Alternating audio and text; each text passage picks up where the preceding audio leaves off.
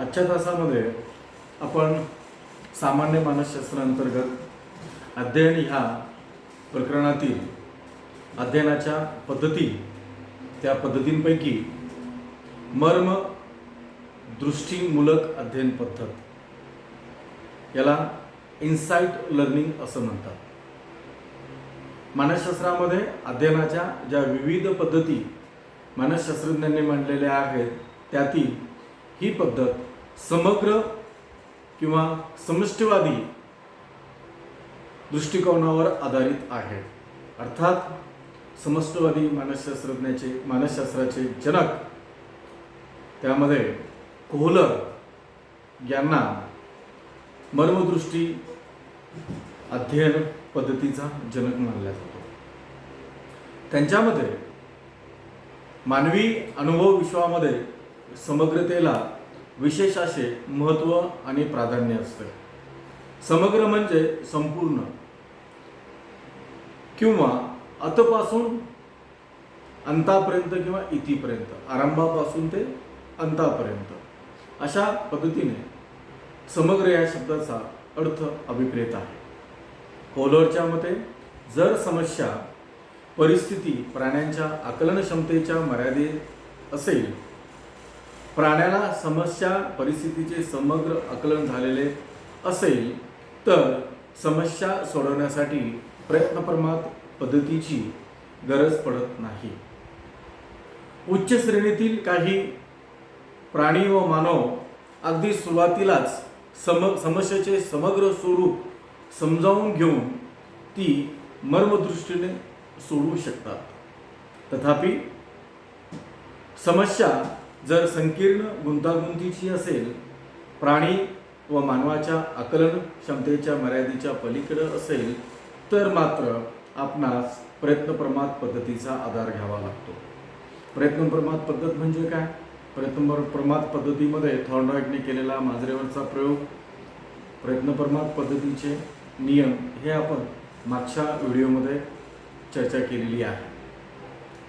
तर केव्हा मर्मदृष्टीमूलक अध्ययनाचा आधार होतो आणि केव्हा प्रयत्नप्रमाद पद्धतीचा आधार होतो याचं आपण आत्ताच विवरण सांगितलेलं आहे. सुरुवातीला समस्या परिस्थितीतील ज्या घटकांचा असंबंधित स्वतंत्र घटक म्हणून अनुभव आलेला असतो, त्याच घटकामध्ये समस्या सोडवण्याच्या दृष्टीने परस्पर संबंध आहे अशी आकस्मिक व अचानक जाणीव होणे म्हणजेच मर्मदृष्टीमूलक अध्ययन होय. कोहलरने मर्मदृष्टी अध्ययनाच्या संदर्भात चिंपांझी नावाच्या माकडावर प्रयोग केलेले आहे.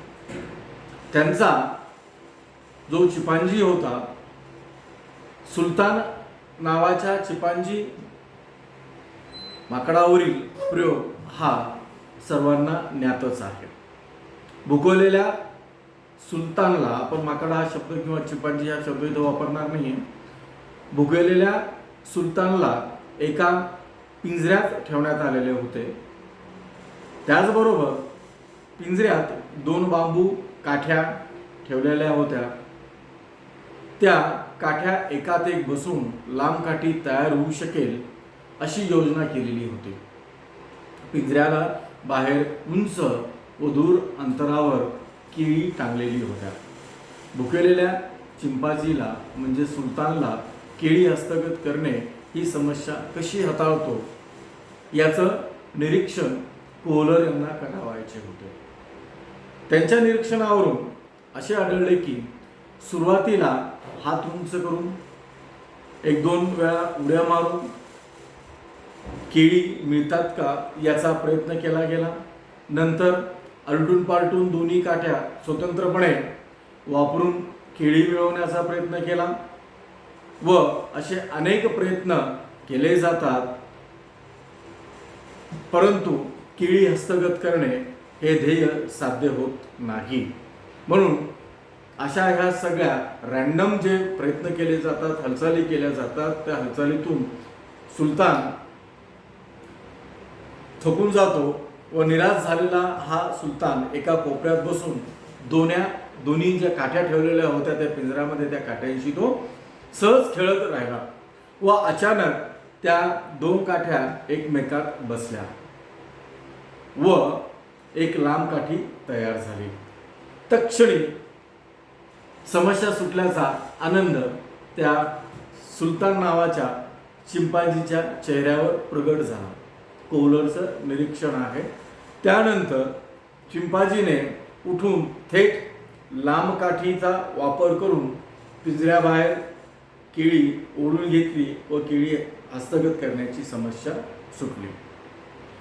अशा पद्धतीने जेव्हा व्यक्ती अनेक प्रयत्न करून थकते, हताश होते व उपलब्ध साधन सामुग्रीबद्दल विचार व तर्क मांडायला लागते, त्यावेळेस त्या तर्कातून, त्या विचारातून, त्या उच्च कोटीच्या मानसिक प्रक्रियेतून समस्येचा उकल होतो. या संकल्पना ही जी बाब आहे, ही बाब मर्मदृष्टीमूलक अध्ययनाशी संबंधित आहे. एकदा पुढे असं झालं की एकदा समस्या सुटल्यानंतर चिंपांजीला पुन्हा, म्हणजे त्या सुलतानला पुन्हा पिंजऱ्यात ठेवून पिंजऱ्याबाहेरील केळी हस्तगत करण्याची समस्या दिली. पहिल्या स्टेपमध्ये पिंजऱ्यामध्ये उंच त्याच्यावर छतावर केळी लटकवलेली होती, आजूबाजूला डब्बे होते, बॉक्सेस होते, काठ्या होत्या.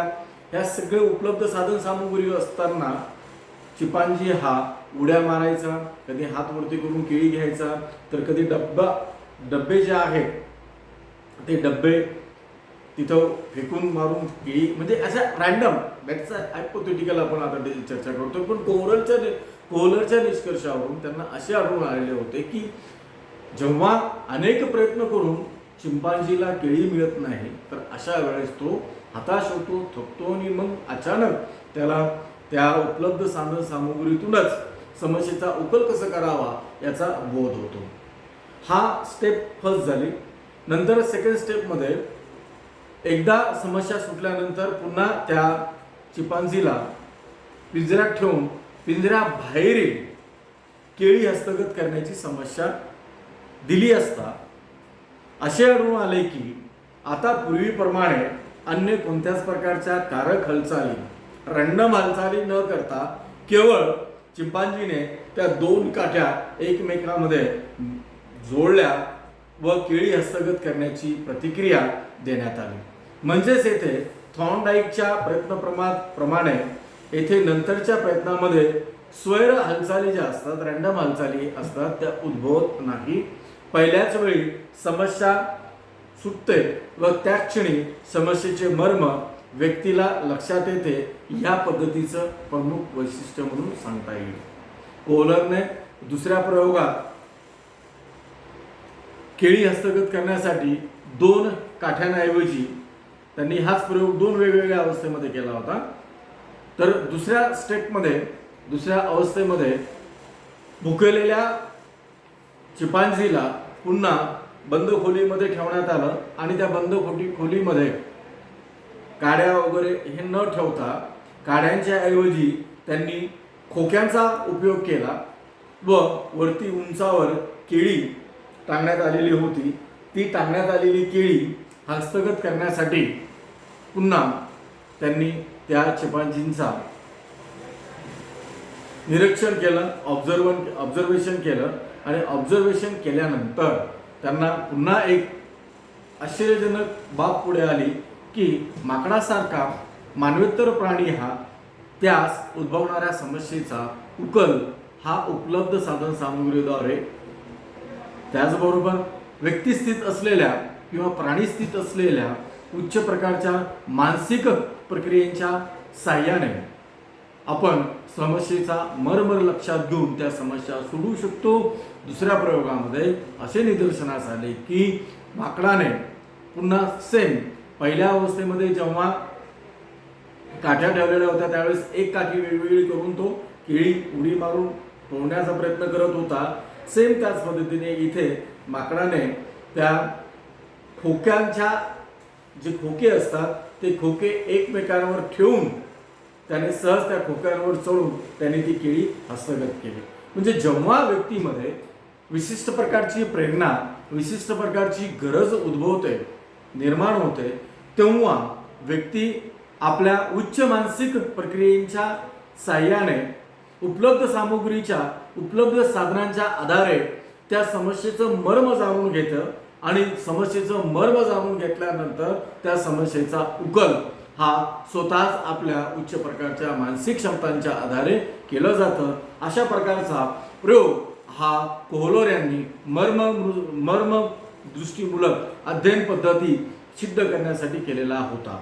या प्रयोगामधून एक निष्कर्ष आपणास मांडता येतो, तो म्हणजे व्यक्ती ही अनेक स्वैर प्रयत्न किंवा त्या प्रयत्नातून होणारे प्रमाद हे बाजूला सारून अचूक प्रतिक्रिया जी निवडते त्यास तेथे वेळ आणि चुका यांचं मर्म लक्षात येत नाही, त्या समस्येचं मर्म लक्षात येत नाही. मात्र मर्मदृष्टी अध्ययन पद्धतीमध्ये आपण आपल्या समस्येला समग्र पद्धतीने एका संपूर्ण अंगाने ती बघत असतो आणि तिचं आपण अवलोकन करतो आणि अवलोकन केल्यानंतर ती समस्या कशी सुटेल, सर्वप्रथम त्या समस्येचा बोध घेतला जातो.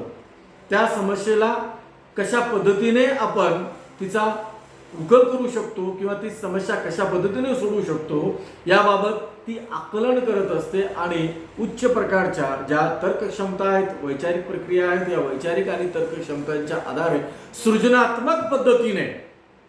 सृजनात्मकरित्या नवनिर्मिती क्षमतांच्या आधारे त्या समस्येला समग्रपणे समजावून घेऊन उपलब्ध साधन सामुग्रीच्या आधारे प्रत्येक मानव व मानवोत्तर प्राणी जीवनामध्ये भेडसावणाऱ्या समस्या या सोडवत असते. अशा पद्धतीने ज्या समस्या सोडवण्याची जी पद्धती आहे त्या पद्धतीतून व्यक्ती वेगवेगळ्या प्रकारचे कौशल्य आत्मसात करत असते, असं कोहलर यांनी या प्रयोगाअंती मांडलेलं आहे. सदरील प्रयोग आणि त्या प्रयोगावरून कोहलर यांनी मर्मदृष्टी अध्ययनाची काही वैशिष्ट्ये मांडलेली आहेत. ती वैशिष्ट्ये आपण पुढच्या तासाला बघूया. पण येथे मर्मदृष्टीमूलक अध्ययन म्हणजे काय, मर्मदृष्टीमूलक अध्ययन हे विषयी प्रयोग कसा होता व प्रयोग कोणावर केला व त्या प्रयोगामधील जे स्वरूप आहे हे स्वरूप आपण आजच्या तासामध्ये इथे स्पष्ट केलेलं आहे.